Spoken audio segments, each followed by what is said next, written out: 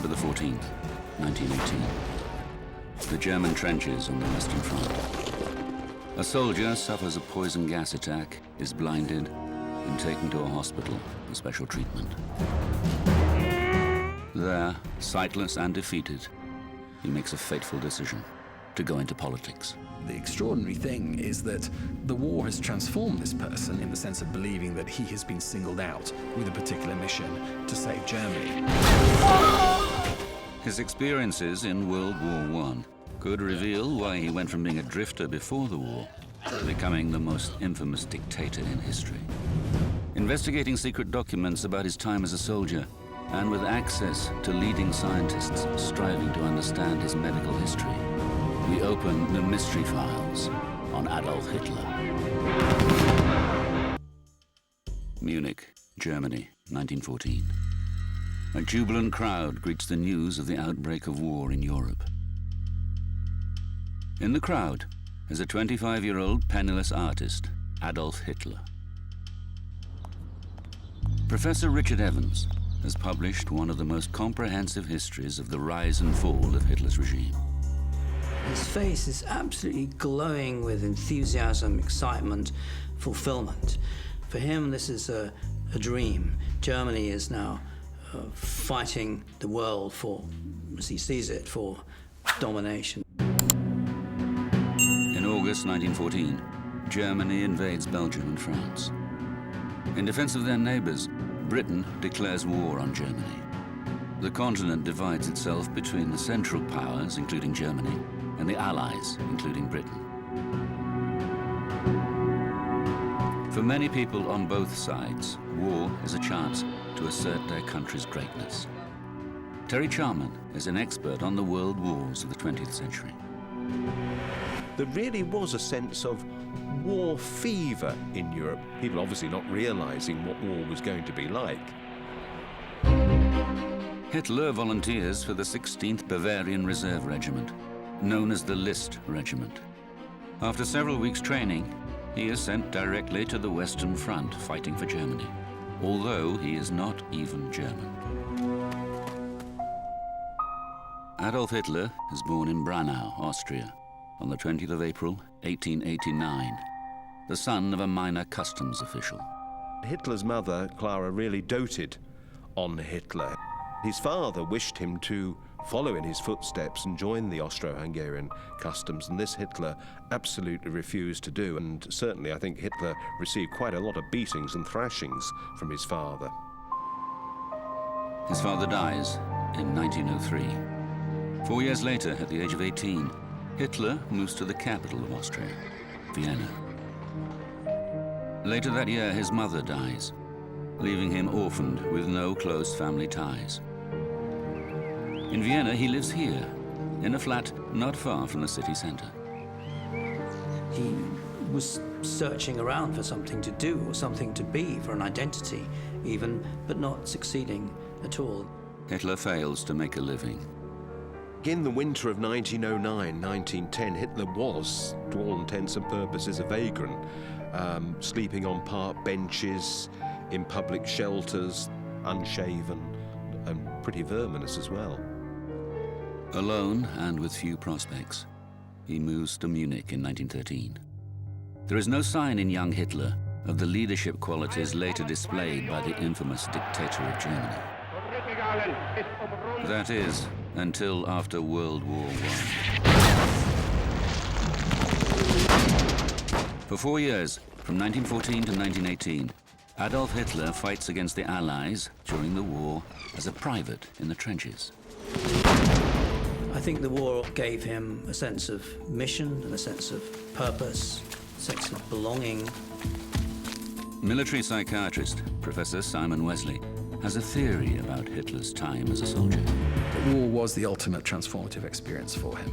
Without the war, we don't have the Hitler that we know the post-war.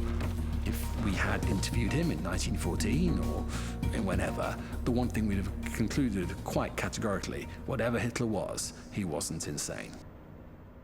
In 1918, Germany is defeated by the Allied forces, leaving Hitler's beloved nation in a state of chaos and leading to economic collapse. Building on and exploiting this national humiliation, Hitler and his Nazi party rise to power in Germany. There's assassinations, there's violence, there's fights, there's bloodshed. In no one more violently than in Hitler himself. Hitler believes that the only way for Germany to be a great nation is to build a larger German empire across Europe. It is a belief that will lead to World War II. I don't think anybody will probably actually seriously rival him in the consciousness of being probably the most evil man we've ever seen. Before World War I, Hitler is down and out with no political ambitions. But after the war, it's politics that drives him. What happened in those 4 years of war to turn a socially awkward loner into a future charismatic leader? In 1914, the Western Front is the main battleground of the war. German troops on the eastern side, Allied troops on the western side. The front eventually stretches hundreds of kilometers, from the English Channel to the border of Switzerland. Soldiers on both sides dig in. They build a series of fortified trenches from which they can launch attacks on the enemy. October 1914, a battle erupts at Ypres, Belgium. Piet Cheelens is an expert on the Western Front. He is retracing Hitler's footsteps in one of the trenches where he had his brutal introduction to trench warfare. It was a tough, almost certainly hand-to-hand combat. So bayonet fighting, rifle fire from close range, machine guns. The regiment suffers a great deal. Hitler is present in that attack. After a month of fighting, over 20,000 Germans are killed. Hundreds in Hitler's regiment perish. The two opposing armies entrench themselves into a stalemate position. But Hitler isn't always on the front lines. His role is as a messenger, a dispatch runner. Cheelens examines a bunker where Hitler would have likely carried messages. There were thousands of German bunkers of all types. You would have bunkers in the firing line, but you also would have defensive works line after line, up to 10 kilometers deep. Hitler's role as a dispatch runner would be to go back and forth between headquarters and smaller command posts near the front line. And that is quite a dangerous undertaking. Hitler is a dedicated soldier and cross. He certainly was not a shirker. He was not a coward, and it's pretty clear that this was, that almost the happiest time of his life. The Western Front becomes Hitler's home. He'd been drifting up to the beginning of the war. Now he's found his true vocation as fighting for Germany. But this doesn't mean that he is one of the lads. The other troops regarded him as a bit of an oddball. He used to sit in a corner of the trench sketching and drawing while they were telling jokes. It's a far cry from his life before the war, when Hitler was in Vienna, harboring aspirations of becoming an artist. In his late adolescence, he's determined to make his way as an artist. He doesn't think of becoming active in politics at all. And he goes to Vienna in order to try and get admission to the Vienna Academy. He tries to get in, fails the examination, tries a second time, fails it a second time. He's absolutely devastated by this. With flying colours, and he doesn't. This is a record of one of Hitler's rejections from the Vienna Academy. The failure feeds into his own sense of being an outsider. In wartime, Hitler's alienation could have been reinforced after he survives a number of deadly assaults. In one instance, the position he has just left is blown up, and everyone inside is killed or wounded. We know soldiers are superstitious, and we know that those who survive these kind of experiences often think that they have become special. But in 1916, his luck runs out. Hitler fights at the Somme. The bombardment started on the 24th of June. British assault on the Germans is relentless. You can imagine that incessant shells coming over, the whine of the shells, the thump of them exploding. That's a whole week of that, non-stop. Hitler is delivering a message when he is caught in an attack. Hitler's wounded quite late in the battle from a British artillery shell. I think it's shrapnel in the thigh that hits him. He's removed to a hospital far from the front line.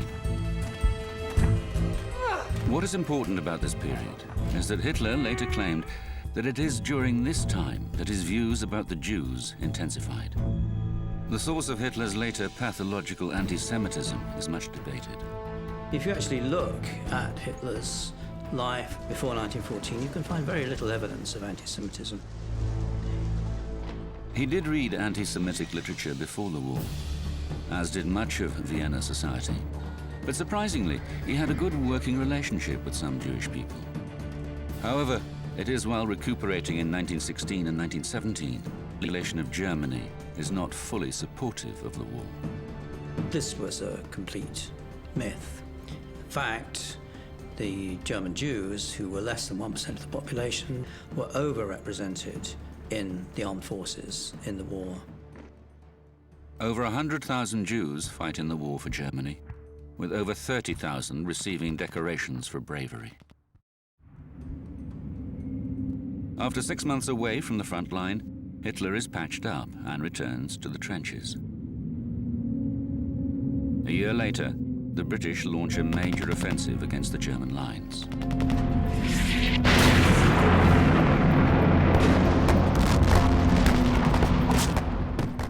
October the 14th, 1918.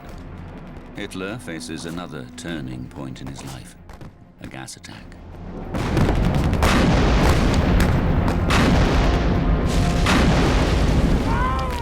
He later writes, "The English gas attack burst loose." At around midnight, a few soldiers of his regiment fall around him.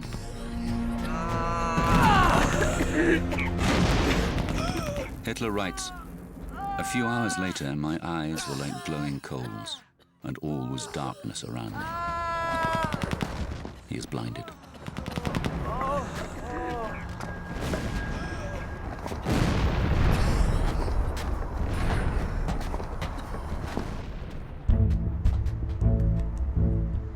Pete Cheelans investigates Hitler's account of the gas attack. This book is the published diary of Hitler's regiment.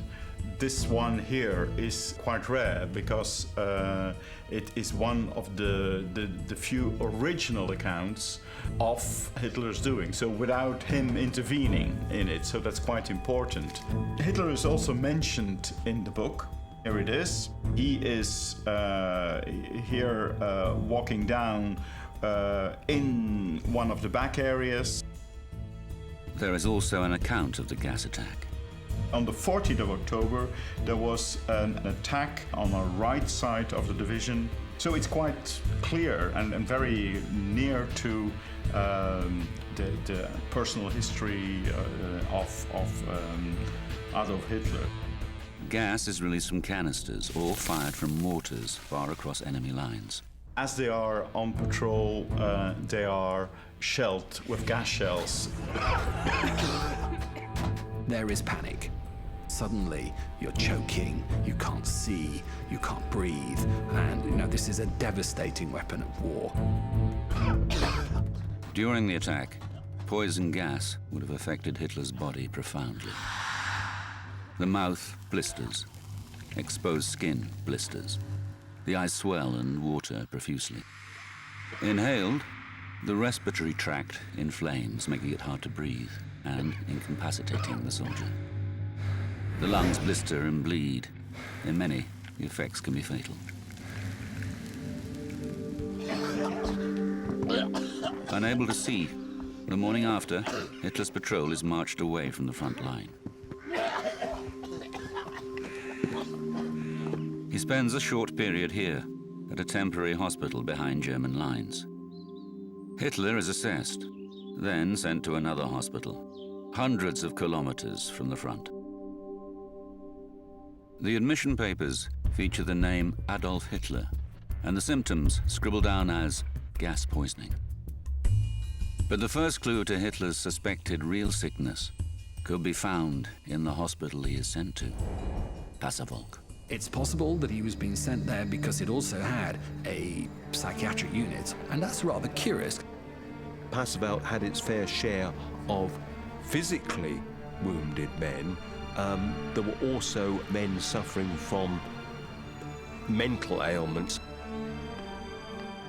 Dr. David Lewis is a cognitive psychologist. He has studied Hitler's medical history during the war. As the war progressed, more and more soldiers were being admitted to hospital with what essentially were psychological problems. The most widespread disorder is commonly known as shell shock. Their minds have simply broken down under the pressures of war. They haven't been shot, they haven't been caught in a grenade attack, they haven't been shelled. We would now call that maybe combat fatigue or acute stress disorder.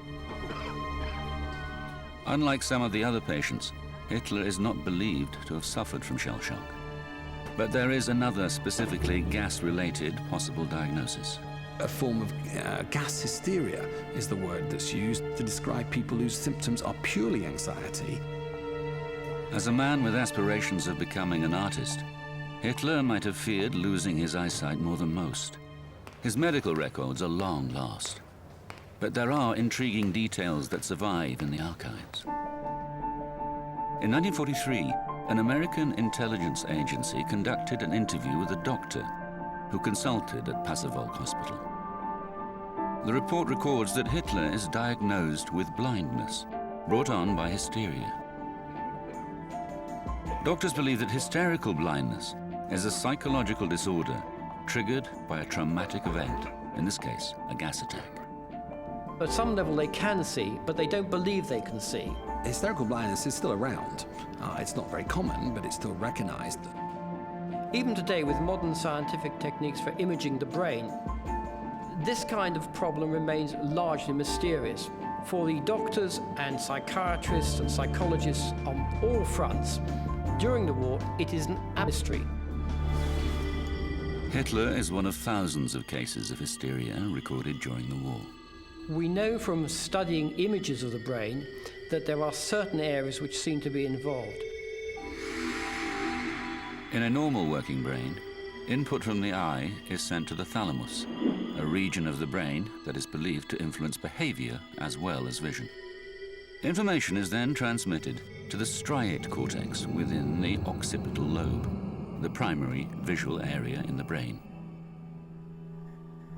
But with hysterical blindness, one possible proposal is that the visual cortex is not switched on normally, and the thalamus could be overworking.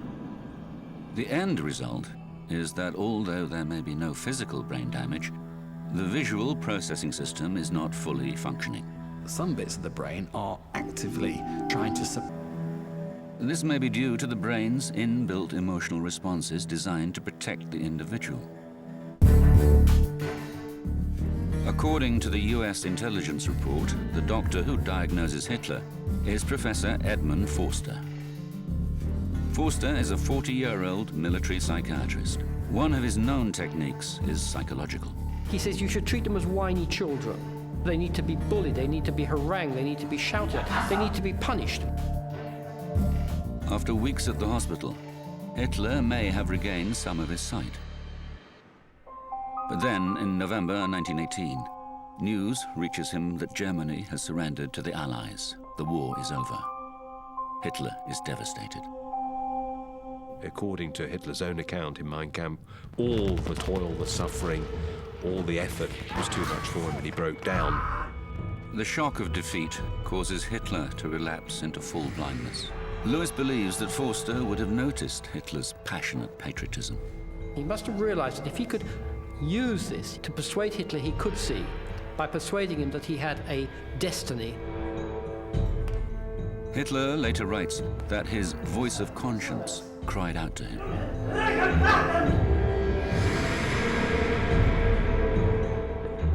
His vision returns, and along with it comes a self-proclaimed new path in life, politics.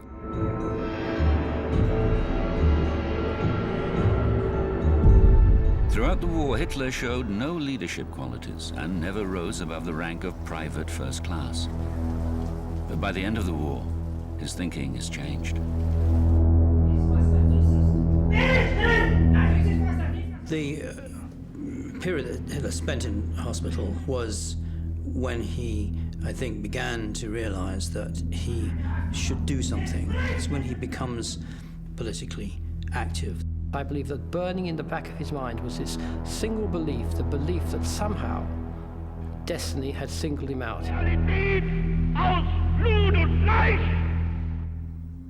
But the mystery doesn't end there. During Hitler's rise to power in the 1920s and 1930s, Dr. Forster is head of medicine at Greifswald University, north of Berlin. Although he is a German patriot, Forster is not a Nazi sympathizer.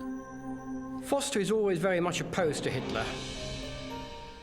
The US intelligence report of 1943 states that the Nazi Party set out to silence Forster, possibly fearing that he knows too much about Hitler's potentially embarrassing psychological illness.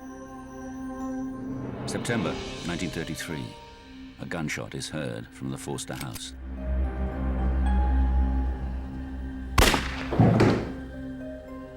The doctor is found dead at home in his bathroom with a gun by his side.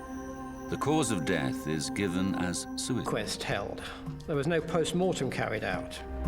Lewis believes that there is an alternative theory.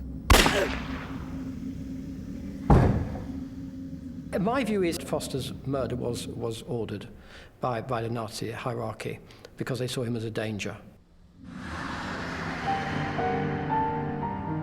The gas attack seems to be a turning point in Hitler's legend. He later uses the event as propaganda, explaining it as a moment of revelation, and using the defeat in the war as a central theme in his politics during his rise to power. More than 8.5 million soldiers die in World War I. 1.8 million Germans. No one emerges from war the same person that they were when they went in. Thank God most people don't end up quite as different as Hitler did.